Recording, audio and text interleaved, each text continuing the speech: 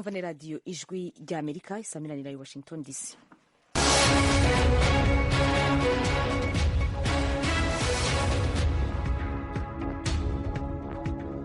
ijwi ry'amerika ni mu kirundi no mu kinyarwanda, ivugira i Washington DC mu kirundi no mu kinyarwanda, kandi mukaba mutwumvira ku mirongo migufi ya shortwave metero 19 na 22. Mu Rwanda naho mutwumvira kuri FM 104 n'ibice bitatu. Muri kumwe nanje Oriane Itangishaka mu makuru yo muri kano kanya.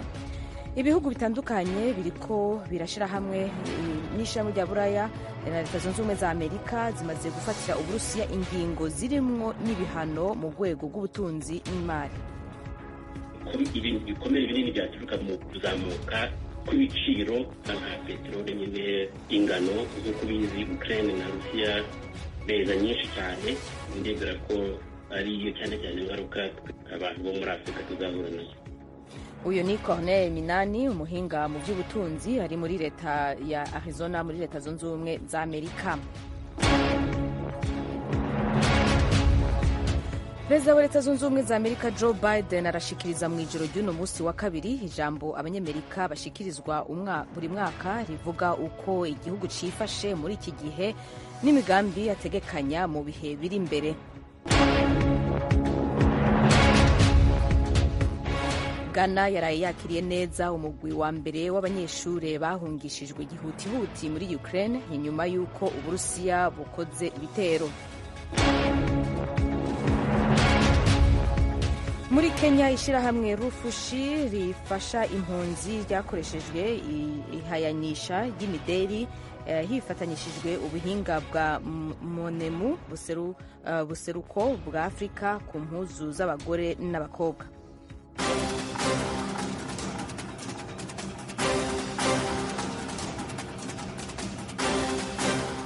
Tubibutse inshuti mwese ko muri ko mubandanya kumviriza radiyo ijwi ry'Amerika isamiranira i Washington DC mu kirundi no mu kinyarwanda, idonido ry'amakuru avugwa hirya no hino ku isi. Ghana reka duhere ku nkuru yerekeye muri Kenya, aho ishirahamwe Rufushi rifasha impunzi ryakoresheje ihayanisha ry'imideri hifashishijwe ubuhinga bwa nonemu buseruko bwa Afrika ku mpuzu z'abagore n'abakobwa. Ababiteguye bavuga ko amafaranga azova muri ico giteramo hazofasha abagore n'abakobwa bashaka ubuhungiro bahunze ubushamirane mu buseruko no muri Afrika yo hagati. Ibindi Eugenie Mukankusi arabitubwira. Intego y'umuryango Rufushi niyo gufasha abakobwa n'abana kwakira ubuzima bushya i Nairobi nyuma yo kuhagera bahunze ibihugu byabo byahuye n'ubushyamirane. Uyu muryango udaharanira inyungu uvuga ko uzafasha abakobwa mu bijyanye n'amashuri, kubahugura mu bijyanye n'ubukungu no kubaba hafi mu buzima banyuramo mu mibereho no mu mutwe. Uyu muryango uvuga ko uzifashisha imideri. Jennifer Gitaiga, ushinzwe itumanaho no kwamamaza muri uwo muryango, avuga ko guhiganwa mu bijyanye n'imideri ari amahirwe akomeye abakobwa bafite yo kongera ubumenyi bwabo mu buzima. Avuga ko muri iyo gahunda abakobwa bakora bakabona umushahara kandi bakunguka ubumenyi mu bijyanye n'ibikorwa bibyara inyungu n'ubundi bujyanye n'ubuyobozi. Bityo rero ko aribo batunganya amabara muri iyi porogaramu, bazana amashusho mashya kandi buri muderi witirirwa umukobwa wawuzanye. Amafaranga azava mu imurika azafasha abakobwa ibihumbi bashaka ubuhungiro no kubatera inkunga i Nairobi. Urakoze Eugenie. Perezida wa Ukraine Volodymyr Zelensky abwira umuryango w'ubumwe bwa Buraya iti nimutwereke ko muri kumwe natwe. Ibindi Eugenie Mukankusi arabitubwira kandi. Perezida wa Ukraine Volodymyr Zelensky yasabye byihutirwa umuryango w'ubumwe bw'Uburayi uyu munsi kuwa kabiri kwerekana ko uri ku ruhande rwa Ukraine mu ntambara ihanganyemo n'Uburusiya, umunsi umwe nyuma yo gusinya ku mugaragaro hisaba kwinjira muri uwo muryango. Yagize ati turaharanira kuba umunyamuryango ufite uburenganzira nk'ubw'abandi mu muryango w'Uburayi. Yabibwiye inama idasanzwe y'abadepite b'uwo muryango hifashishijwe uburyo bwa videwo. Ati nimutwereke ko muri kumwe natwe, nimutugaragarize ko mutazaturekura, nimutwereke ko mu by'ukuri turi abanyaburayi. Icyo gihe nibwo ubuzima buzatsinda urupfu kandi urumuri rugatsinda umwijima.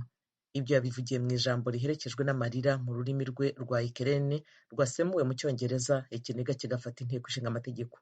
Abadepite b'Uburayi benshi bari bambaye udupira turiho amagambo yerekana ko bari ku ruhande rwa Ukraine, hariho n'amabara y'ibendera ry'iki gihugu, abandi bafite mu ijosi udutambaro tw'ibara ry'ubururu n'umuhondo.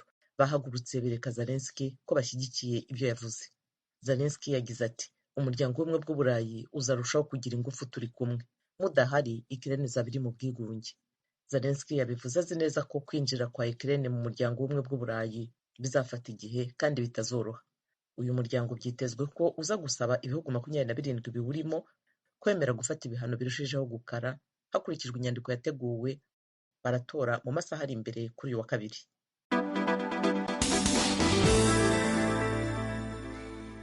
Leta mu mpande zose za Aziya zifatanyije mu bihano mpuzamakungu, ahandi ubwazo birafatira Uburusiya ibihano inyuma y'uko ico gihugu giteye Ukraine. Birenze kandi kuba inshuti za Amerika, hari na bimwe mu bihugu bigerageza kutagira aho bihengamiye muri politike navyo vyiyamirije Uburusiya kuba bwatosoye Ukraine. Eugene Mukankusi arabitubwira. Ubwa nyuma Singapore yafatiye ibihano ikindi gihugu hari mu myaka 44 ishize. Ni igihe yahaniraga Vietnam kuvogera Camboge ubwo yari ikitwa Kampuche. Cyakora muri iki cyumweru Singapore yatangaje ibihano ku Burusiya biturutse ku kuvogera Ukraine. Minisitiri w'ububanyi n'amahanga Vivian Balakrishnan yavuze ko Ukraine ifite uburenganzira bwo kubaho no gusagamba. Si Singapore gusa, ibihugu byinshi byo mu burasirazuba bwa Aziya bifite ubukungu busesuye kuva ku Buyapani ukagera kuri Korea y'Epfo na Australia byatangaje ibihano nk'ibyo. Ubuyapani by'umwihariko mu ijwi riranguruye bwamaganye Uburusiya. Cyakora ibihugu byose muri Aziya ntibyumvikana ku buryo bibona Uburusiya. Nk'Ubushinwa na Korea ya ruguru byarengeye Uburusiya bivuga ko umuzi w'ikibazo cy'ubushyamirane uri muri Leta Zunze Ubumwe za Amerika. Mu majyepfo y'uburasirazuba bwa Aziya guverinoma nyinshi zikomeje guceceka.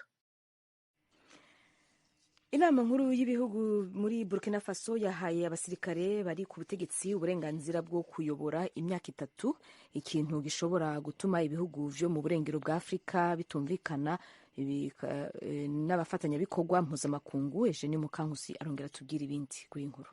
Abo basirikare bafashe ubutegetsi mu kwezi kwa mbere bakuyeho Perezida Roch Kabore bamwamaganira ko batarabashije guhagarika urugomo rw'abarwanyi ba Kisilamu.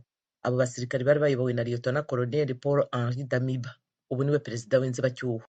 Icyemezo cyafatiwe mu nama kandi gishyirwaho umukono na Damiba mu masaha ya kare mu gitondo cyo kuri uyu wa kabiri, nyuma y'umunsi wose bajya impaka mu murwa mukuru wa Gadugu. Hazashyirwaho guverinoma y'inzibacyuho igizwe n'abaminisitiri 25 n'abadepite 71. Ibihugu 15 biri mu muryango w'ubukungu bw'uburengerazuba bwa Afurika CEDEAO byafatiye ibihano bikaze Burkina Faso nyuma ya kudeta ya gisirikare. Ntibyabonetse ngo bigire icyo bivuga niba bibona iyo nzibacyuho y'imyaka 3 biyemera. Komisiyo yateguye umwanzuro yari yasabye imyaka 2 n'igice y'inzibacyuho, ivuga ko abasirikare bari ku butegetsi bakeneye imyaka igera kuri 2 kugira ngo bagarure amahoro mu gihugu kandi bategure amatora. Inama nkuru y'igihugu yongereye icyo gihe ikigeza ku myaka 3. Ibihugu by'amahanga byo byari byasabye iki gihugu byihutirwa kongera kugendera ku itegeko nshinga. Edi Komboyigo utavuga rumwe na Kabore kandi akaba inshuti ya Perezida Blaise Compaoré wakuwe ku butegetsi mu myivumbagatanyo yo mu 2014 yakiriye neza iyo ngengabihe. Yagize ati birumvikana ko bitashimisha buri wese ariko nicyo twumvikanyeho. Komboyigo yasabye abasirikare bafashe ubutegetsi gushyikirana n'abayobozi ku rwego mpuzamahanga ku gihe inzibacyuho yamara.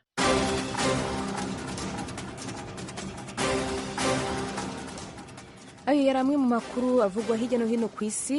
Mushobora kandi no kudukurikira kuri Facebook no ku rubuga rwacu rwa internet wezi3 akaburungu radio yacu VOA akaburungu.com mu yandi makuru. Mu kanya rero n'amakuru yo mu karere k'ibiyaga binini vya Afrika.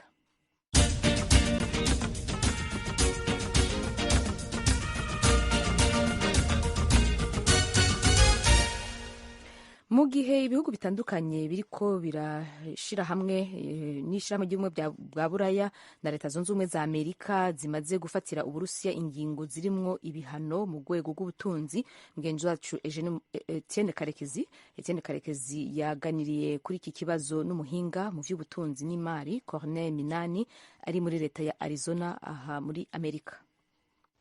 Ibihano nk'ibi bifashwe mu rwego mpuzamahanga nk'uru kuko ziba zifite ingamba zo kugira ngo wenda igihugu cy'Uburusiya cyashoje intambara kibura amikoro yo gukomeza kurwanya iyo ntambara, bityo wenda iyo ntambara izahagarare. Ibyo bihano rero bifatirwa hamwe n'ibihugu byinshi. Ndakeka nk'ubu ngubu utekereje ko Amerika, Uburayi n'ibihugu byose bigendera muri systeme nk'iyo ngiyo nibishyira hamwe bigakomatanyiriza Uburusiya, birizera yuko wenda uburusiya hari icyo buzibwira mu guhagarika intambara. bivuga ko uburusiya bwiteguye bihagije mbere y'uko bushoza intambara, ku buryo rero ababirebera kure bavuga yuko ibyo bihano bishobora kutagira ingaruka zihambaye nk'uko wenda bakabyifuza. Muri ibyo bihano bwana Minani, ibyavuzwe cyane n'ibijyanye n'uko Uburayi na Amerika byazitiye Uburusiya amabanki yabo, ibigo by'imari, ku cyo bita uburyo bwa SWIFT. Ni ijambo ry'icyongereza. Ubwo buryo ni iki? Bukora bute kuba twumva? SWIFT rero ngerageje gusobanura mu magambo make, ni uburyo bwizewe banki zihanahana amabwiriza yo kwishyura no kwishyurwa, yaba hagati y'abantu ku giti cyabo cyangwa se hagati y'abantu n'ibigo by'ubucuruzi na za leta hirya no hino ku isi, yemwe no hagati ya za banki ubwazo. Iyo SWIFT rero ikaba ari ikintu cyahimbwe muri za 70, igizwe na za banki nyinshi, urebye nk'ibihumbi birenze 10 bya banki zose zo mu bihugu byose ku isi, urebye sinzi niba harimo igihugu kitarimo. igengwa n'amategeko y'umubirigi. Abantu benshi ntabwo bakunda kumenya yuko incorporation, amategeko agenga SWIFT yanditse mu Bubiligi. Abayobozi rero ba za banki zose nibo bagenzura iyi systeme, bagatuma yizerwa, umuntu uyigiyemo akamenya yuko niba hari transaction ifashwe cyangwa itanzweho amabwiriza ko iyo transaction nyine izagenda mu buryo bwemewe bwizewe. Abayikomeyemo rero urumva ko ari banki y'Ububiligi nkuru, iyahangaha muri Amerika yitwa Federal Reserve System, banki y'Ubwongereza na Central Bank yo mu Burayi cyangwa se Bank of Japan. Ibihugu bikomeye byose biba bifite uburyo bigenzura kandi bigakurikirana SWIFT. None ubwo icyo mushaka kuvuga ni ukuvuga ko niba Uburusiya bwafungiwe cyangwa bwazitiwe kuri ubwo buryo bwa SWIFT, nta mafaranga yakwinjira mu Burusiya, nta n'amafaranga yasohoka mu Burusiya ajya ku bantu cyangwa ku mabanki yandi?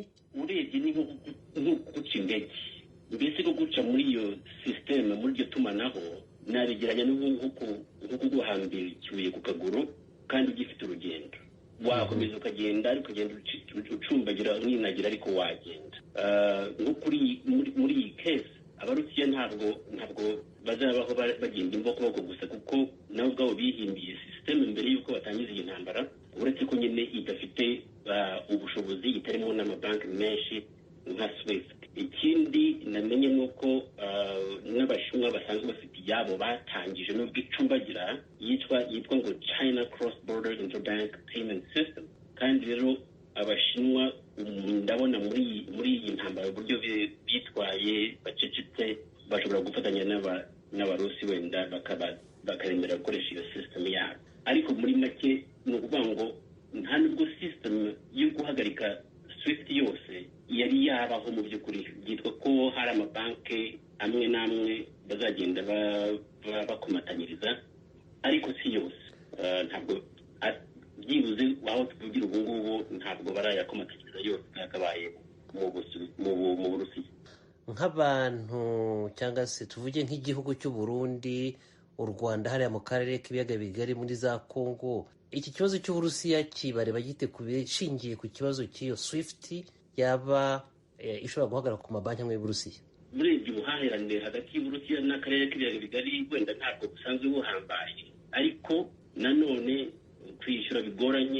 kwishyurwa bigoranye ntibyabura kugira ingaruka ziciriritse wenda ku bukungu bwa biriya bihugu. Nzi ko Abarusi bohereza nk'ibintu by'ibihingwa birebana n'ingano, tuvuge wenda n'ibitoro bya lisansi n'ibintu wenda by'ibyuma, kubera ko bakunda kugira ibyuma byinshi, bishobora kuruhanya kugera muri aka karere k'ibiyaga bigari. Bishobora kuruhana niba basanzwe babika amafaranga yabo iyo tuvuge Kongo ibika mu Bubiligi, Kongo ibika mu Butaliyani, ariko Abarusi bakaba badashobora gushyira amafaranga nyine mu Butaliyani cyangwa muri Kongo kubera SWIFT bayibaciyemo. Birumvikana ko byaruhanya, ariko ntabwo ntekereza ko ari ingaruka zihambaye. Ndumva uko mbyumva numva zaba ziciriritse gusa. Ntekereza ko ibintu bikomere binini byaturuka mu kuzamuka kw'ibiciro by'ibintu byangombwa nka peteroli, nyine ingano, nk'uko ubizi Ukraine na Rusiya beza nyinshi cyane kubera ko hari intambara ndibwira ko ariyo cyane cyane ingaruka twe abantu bo muri Afurika tuzahura nayo. Ndabashimiye cyane Bwana Minani Corneille, tuvuganye muri Arizona muri Amerika. Urakoze. Ahandi naho mu masaha make ku kagoroba ko kuri uno munsi wa kabiri no muri Amerika, perezida wa Leta Zunze Ubumwe za Amerika Joe Biden arashikiriza ijambo abanyamerika bashikirizwa buri mwaka rivuga uko igihugu cifashe muri iki gihe n'imigambi ategekanya mu bihe biri imbere. Mugenzi wacu Frederic Nkundikije yavuganye n'umuhinga Leonce Hakizimana mu bijanye na politike, amubwira bimwe mu vyo abona perezida Biden aza gushikiriza. uravye abandi baperezida bose bagiye bararengana umwe wese agerageza kuzana ivyiyumviro vyiza akerekana ibintu yakoze n'ibindi vyiza biri imbere, niko disikuru yama imeze. Ariko turavye nk'uko mubivuze ko bashikiriza amajambo meza yerekeye ukuntu igihugu cifashe, ivyo bintu bisa n'ivyogorana muri iki gihe. Hari ingorane zitari nk'uko mubizi, Uburusiya buriko buragabisha amakungu ko cane cane ibihugu vyo mu burengero ko bishobora gukoresha ibigwanisho nyanganda. Iyo ngwano yo muri Ukraine eka kiza ca COVID-19 bari bavuze ko kizorangira mu mezi aheze, naho cagabanutse ukibandanya, eka ibitoro vyaduze. Ku bwanyu ikintu ababwira abanyagihugu n'ikihe kibeza agatima? Hari ibintu byinshi vyeza agatima ashobora kubabarira. Uravye hari itegeko ryerekeye gufasha kugira ngo ico nk'uko mubivuze ico kiza ca covid gihere. Itegeko ryarabaye, barashiraho amafaranga, ayo mafaranga aja mu ngiro, byashoboye gufasha abanyagihugu kugira ngo bashobore gusubira mu buzima bumeze nka bwiza naho ico kiza kihari. Ico ni ikintu yashoboye kurangura. Ubu nyene nk'uko mubizi ahejeje gutora umugore w'umwirabure azoshobora kuja muri sentare yo hejuru. Urumva nk'ico ni ikintu abantu benshi bari barindiriye yari yaremeye ko azokora. Hari n'ibindi ugiye kuraba, ubutunzi bwa Amerika bwarateye imbere, naho uravye abanyagihugu batari bashikira cane uravye amatora ingene biriko biraba, ariko ubutunzi bwa Amerika bwagumye biteye imbere ntiworaba. Ariko hariho abantu batagira akazi. Hariho ikibazo nkoramutima gishika ku banyamerika nka bose, ikibazo c'ibitoro vyaduze, ibidandazwa vyose vyaduze. Ico kibazo mwibaza ko hava kivuga kwiki? Ico ni ikibazo kitoroshe, kuko niyo hatari kuba ibiciro bikiraba, ibitoro vyagumye biraduga vyongera bimanuka, mugabo hoho birarengeje kubera nyene ibitoro vyaduze igiciro kubera ibintu vya transport y'ibintu vyagoranye kubera covid. Iyo ni ingorane ihari dutegerezwa kwemera ko ihari, kuko ikintu kimwe ategerezwa kwerekana nuko abona ko ingorane zihari, akagereza kumera nk'abanyagihugu bameze, akareka ko abumva ingorane bafise. Ico ni ikintu adashobora gukwepa, ategerezwa kubaraba amaso akababerera ati ndabona ingorane murimwo, ndabona ingorane y'ibitoro, ngiriko ndakora ko nshobora kugira ngo ndabe yuko ndabigwanda ibitaro bigabanuka. Tugarutse ku ruhagarara ruri muri Ukraine, ingwano iri muri Ukraine, Uburusiya bwateye igihugu ca Ukraine, eka tukaba twavuze kandi ko n'umukuru w'igihugu c'Uburusiya Vladimir Putin ariko aragabisha ibihugu vyo mu mahanga ko ashobora gukoresha ibigwanisho ruhinyanganda. Ikintu Perezida Biden yobwira abanyagihugu n'ikihe? Kuba yarakoranye n'amakungu bagashaka gutuza no gufatira ibihano igihugu c'Uburusiya, harimwo kubukura mu buryo bwose bwo kuronka gukoresha ubutunzi muri Amerika. Hari ingingo za Swift zafashwe ko kura amabanki mu gihugu c'Uburusiya ku buryo bwo gushobora kuronka amadolari. Ivyo bintu byose mwibaza ko ari ibintu abanyagihugu bashobora gushima?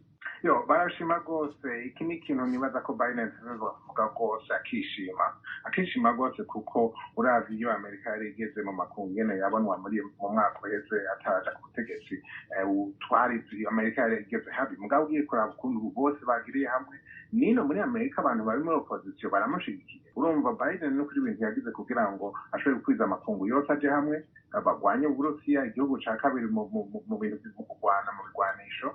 Ni ikintu gitangaza abantu bose ingene yashoboye n'Ubusuwisi ari Ubusuwisi busanzwe butagerageza kwivanga mu bintu bwaje nabwo yemvuga bugira ibi bintu ntibiba ntituvyemera. Ni ukuvuga ni ikintu ategerezwa kwerekana ko ari ikintu yashitseko, umugabo urugendo ruracari kure, kuko nk'ivyo muvuze vyerekeye gukoresha vraiment ibigwanisho bihonye isi. Afet ni ikintu gitoroshe. Biden ategerezwa aravye yuko ubu umuperezida w'Uburusiya adahava ngira ngo novuga sara kuko yihenze akabikoresha tuzoba duhonye nibaza ko atazoshika hariya mugabo Biden ateza gukanura kiri mwibaza ashobora gushikiriza kimeze nk'ubutumwa ashobora kuba ariko arerekana ko Amerika aho ihagaze ibandanya ihagaze ico ni ikintu naco nyene abanyagihugu bashobora kwishimira n'ikintu bashobora kwishimira uravye Amerika ubu yasubiye kugarukana izina yasubiye kugarukana ijambo yasubiye kwerekana yuko ariyo itwara amakungu iserukira amakungu ariyo amakungu araba mu vyerekeye agaceka kazina muntu mu kwerekeye kuba igihugu kugira ngo bigire independence zavyo ico ni ikintu abanyamerika bakwiye kwishima n'amakungu akabona yuko kano dufise umuntu hari igihugu ibindi bihugu bikurikira nibaza ko ari ikintu akwiye kuvuga gusa akerekana yuko Amerika yagarutse nk'uko yavuze ariko aragomba gufata ubutegetsi. Leonce Hakizimana umuhinga mu vyerekeye politike yo muri Amerika kwikirana politike yo muri Amerika cane tuzobatira kamo inyuma yaho perezida azoba yamaze gushikiriza ijambo abanyagihugu ijambo habashikiriza uyu munsi mu masaha ari imbere murakoze cane gose. Murakoze cyane namwe. Andi naho dukubitiye muri Afrika ubushikirizwa manza bw'u Rwanda busabira Canisius Bihira umunyororo w'imyaka 5 n'ihadabu y'imiliyoni 7 y'amafaranga kubera ivyaha bimwagiriza byo kwigarurira ibintu by'abandi mu vyo ubutungane bubona ko ari akarenganyo. Icaha aragihakana akavuga ko kitabayeho. Eric Bagira ubusa amenyesha makuru bishwe rya Amerika mu Rwanda aratubwira ibindi. Bwana Canisius Bihira yagaragaye mu cyumba cy'urukiko rw'ibanze rwa Kacyiru ari kumwe n'umunyamategeko umwunganira Sylvain Nyamurangwa. Araburana yidegembya kuko yafunguwe mu kwezi kwa 9 k'umwaka ushize ni nyuma yo kubura impamvu zikomeye zituma aburana afunzwe. Ubushinjacyaha bwatangiranye ijambo buramurega icyaha cyo kwihesha ikintu cy'undi mu nzira z'uburiganya. Burasobanura ko iyi nzobere mu by'ubukungu yashinze kompanyi Afade nyumiza kubyara ikimina cyitwa Kanani. Ubushinjacyaha buramurega ko yashukaga abanyamuryango b'ikimina kugira ngo baze kugura imigabane mu mushinga w'ubworozi bw'inkoko n'ingurube. Buvuga ko hariho abaguraga umugabane w'amafaranga 500,000 bakarenzaho 70,000 yo kubigira umushinga. Burarega Bihira ko yabizezaga ko mu minsi 21 yajya bungukira miliyoni 2. Ubushinjacyaha bukavuga ko ikirego cyabwo bugishingira ku mvugo z'abatangabuhamya bavuga ko Bihira abonye inyungu yabizezaga zidashoboka yakunze kujya yanga kwitaba telefone. Abo bakavuga ko bajyaga kwa Bihira abashinzwe umutekano bakabirukana. Ubushinjacyaha bugaheraho bumusabira gufungwa imyaka 5 muri gereza no gutanga ihazabu ya miliyoni 7 z'amafaranga. Bunasaba ko abaregera indishyi muri urubanza bazihabwa. Afashe ijambo Bwana Bihira yatangiye ahakana icyaha avuga ko kitigeze kibaho. Yavuze ko kompanyi Afade imaze imyaka isaga 20 kandi yayishinze mu rwego rwo guteza imbere abaturarwanda. Yavuze ko ikimina Kanani cyari gishinzwe gushishikariza abantu kwishyira hamwe ubundi bagahana amafaranga mu bihe bya COVID-19. Yasobanuye ko abanyamuryango b'ikimina Kanani batangaga amafaranga buri cyumweru, gusa yemeza ko havutse ibindi bimina bishaka kumutwara abanyamuryango bibizeza kujya babona amafaranga buri munsi. Bihira akavuga ko bari bamaze gutanga amafaranga angana na miliyoni 142. Bihira hakana ko ntawe yigeze ashishikariza kugura imigabane, hagasobanura ko nta nubitangira ibimenyetso nk'inyandiko bandikiranye imbere ya noteri wemewe n'amategeko. Bihira avuga ko ikirego cy'abamurega kidafite ishingiro.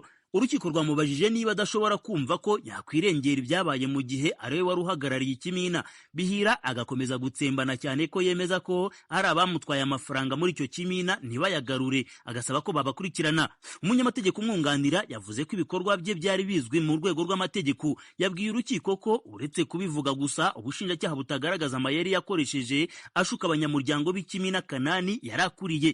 Yavuze ko gushishikariza abantu kwishyira hamwe mu mugambi w'iterambere bitagize icyaha. Uyu munyamategeko yikomye abatangabuhamya bashinja Bihira ko babogamye kubera ko bafite inyungu muri uru rubanza. Bihira yabwiye umucamanza ko ishyaka FPR Inkotanyi riri ku butegetsi ryamwizeye rimushinga gusobanura nk'umukorerabushake uburyo ubukungu bw'u Rwanda bwatera imbere.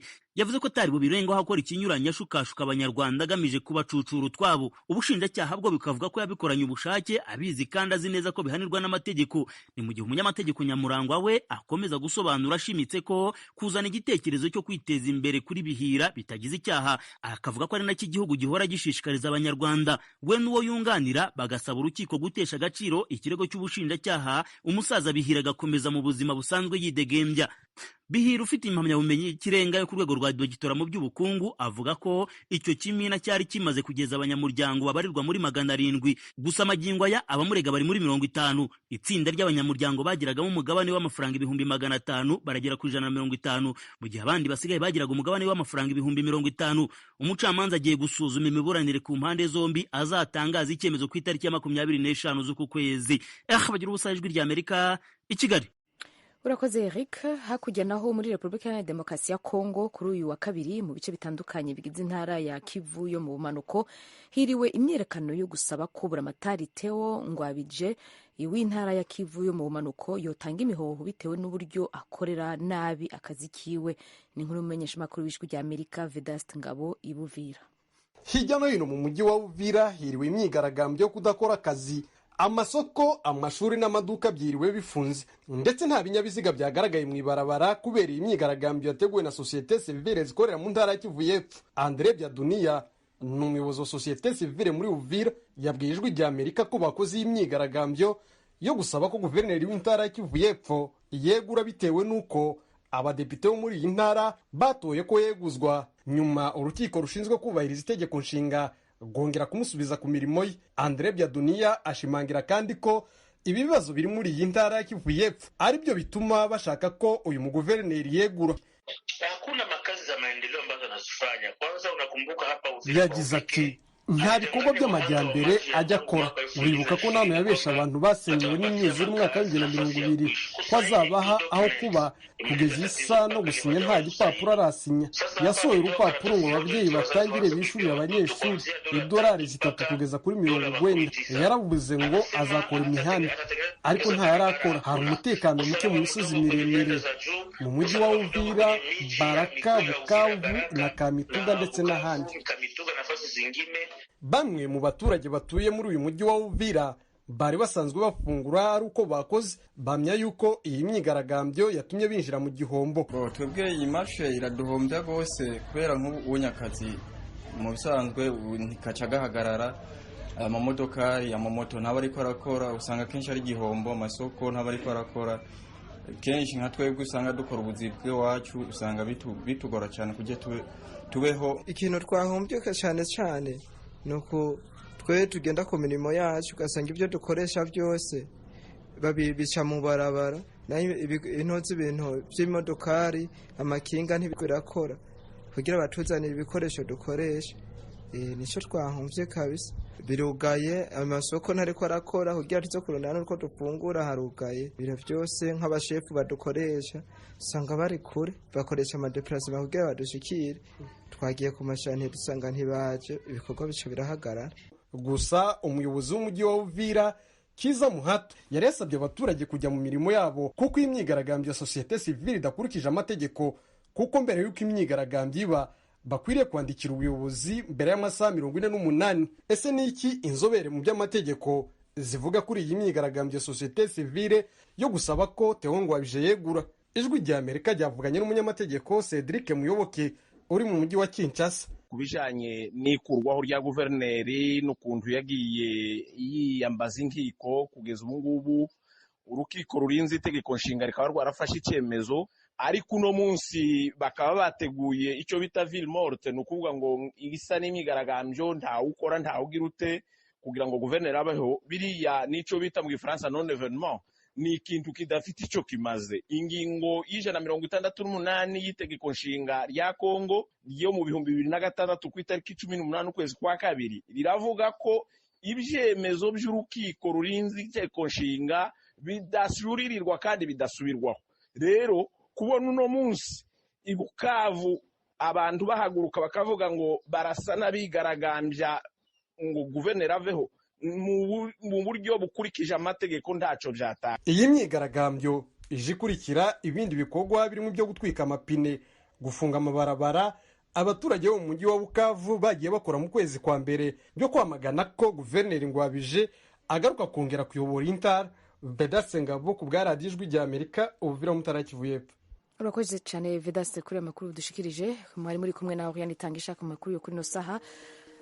Turashimiye cyane mugenzi wacu Dieudonné Cyubahiro dufashije kwegeranya amakuru twabashikirije. Ni naho duharangirije ibiganiro byacu aha rero. Murakoze.